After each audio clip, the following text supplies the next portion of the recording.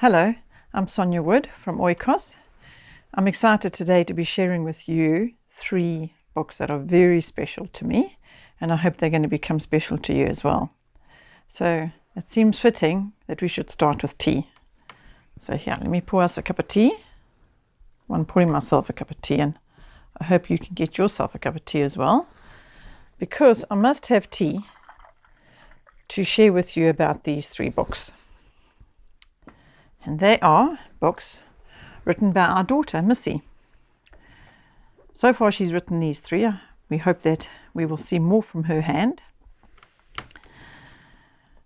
I'm going to start with sharing this one with you because it was the first one she wrote. She started writing it when she was about 8 years old.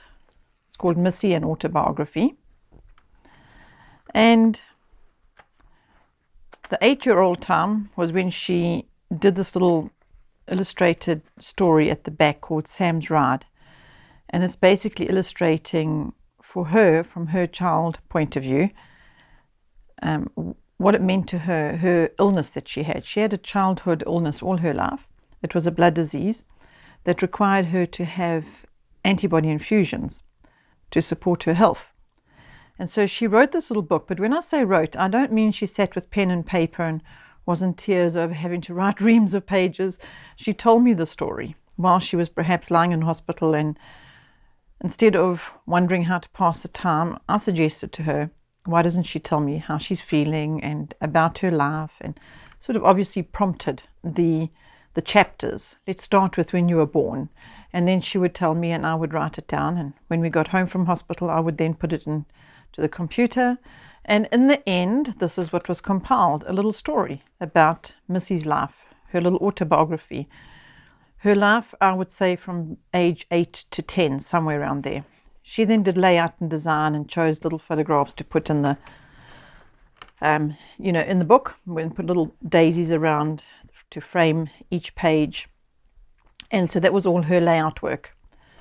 And the story is very simply told from a child's point of view of her personal experience of living with a childhood illness.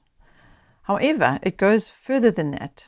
As you can hear, what motivated the book was just passing the time and using the time wisely, actually, in hospital and productively. But what it's resulted in is not just Missy sharing her story with you, but it's also transpired to be an inspiration for moms that are wanting to encourage their own children to write a little story.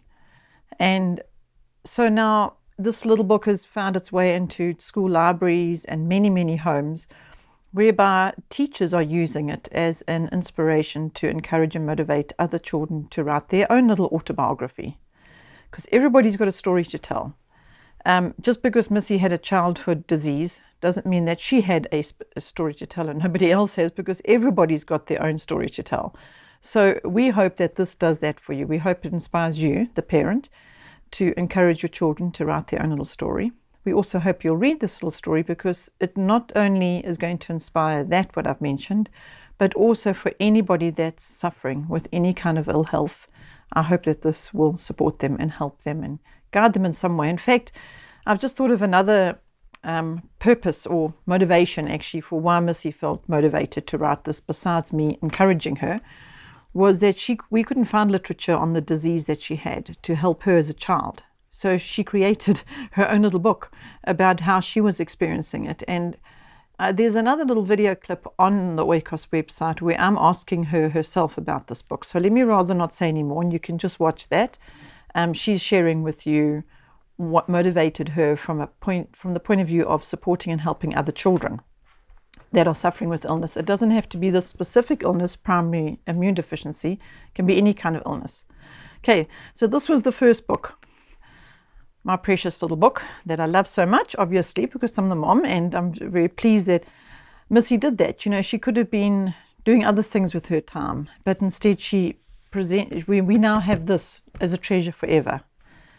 And then we went on, and she turned 13 years of age, and she started to write a journal account of each day in her life of her 13th year, going from childhood to young womanhood. And this has got quite a remarkable story attached to it, actually, because again, the motivation for the story was literally just to journal. We were doing Latin at the time, and there was some inspiration there to encourage journaling and to introduce journaling. And so she started. And instead of just having a file full of her day-to-day journaling, we actually compiled it into this little book, which you see again is framed with daisies because it's Missy's layout. And you might also notice that on the one side of the page is her handwritten manuscript, and on the other side is a text of this manuscript typed up. That there is quite a powerful story in itself, in that Missy didn't have the courage to put her own handwritten manuscript here because she had difficulties with spelling. We called her our creative speller. But God showed her in a dream that she needed to put her manuscript, her handwritten manuscript, in here. And she doesn't believe even today that she would have been able to do that in and of herself. She believed that God gave her the courage to put that in because it really exposed her and opened her up to sharing something that she was keeping a secret to herself until then.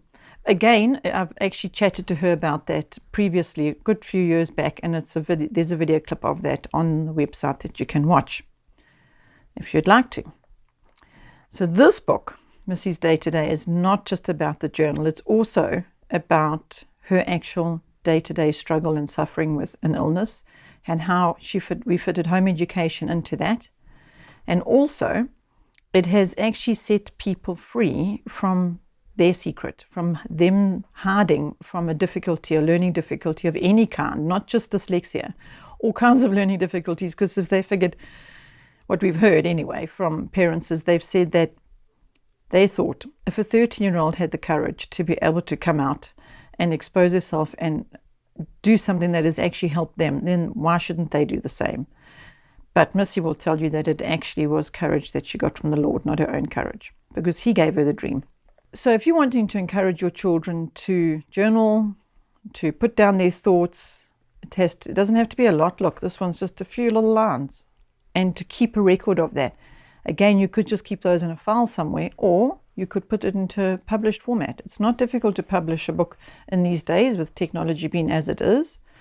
So I hope that inspires and encourages you in more ways than just the story. The story is inspiring enough in itself.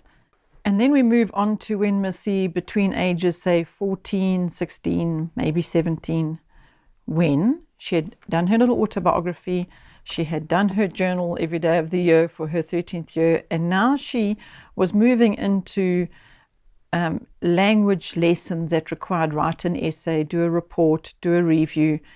And she started thinking, maybe instead of writing an essay, she'll just write a little story.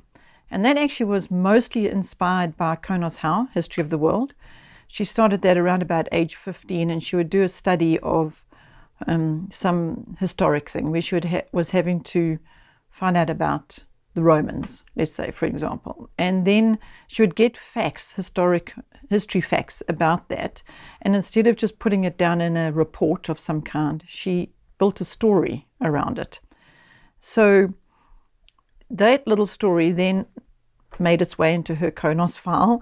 And let me just pause there and say that if you're wanting to know about Konos Howe, you don't know what I'm talking about if I'm mentioning Konos Howe, it's actually the history of the world, the young adults Konos from when they finished the elementary. You can see there behind me there's Konos 1, 2 and 3. There's a whole workshop of that on Konos and how to use Konos and Konos lifestyle. It's basically a character training building resource that parents use, and it's one of the core foundational resources within Oikos that we offer. So Missy did Konos, those 3 levels, and then she went on to Konos Howe, which is the young adult levels. And this is now one of the results of Konos Howe in her writing, compiling little stories from the lessons presented or the activities or whatever it is, what was asked of her in Konos Howe. So then at the end of the year, or a couple of years actually, we saw all these lovely little stories and again thought, well, we've published this book and this book. Let's put this one into a publication. Missy designed the cover. I think it's quite sweet that there's a little teacup there with her name's by Missy Wood, which is exactly why it was very appropriate that we had tea. But it's always appropriate that we have tea. Anyway, so what we decided to do is Missy had been giving us poems every now and then out of her heart. She'd write down a poem. And so we'd collected all these poems.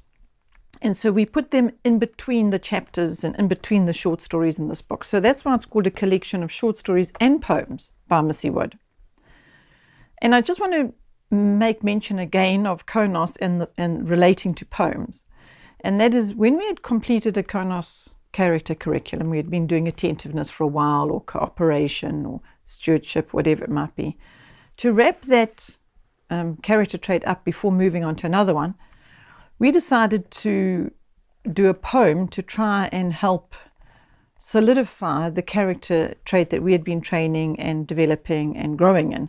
For example, obedience. And so we would, together as a family, make up a little funny poem about obedience, or maybe it was a more serious poem, and then we would keep that poem as a reminder of what we had learned while we were doing the obedience character trait in Konos.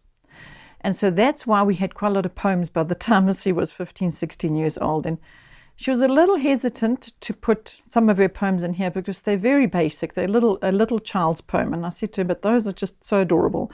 Let's put them in. Why not? So anyway, I could go on and on. As you can hear, I'm the mother, and I am just very thrilled with having this as a result of Mrs. Konos How, rather than a manual full of reports and essays.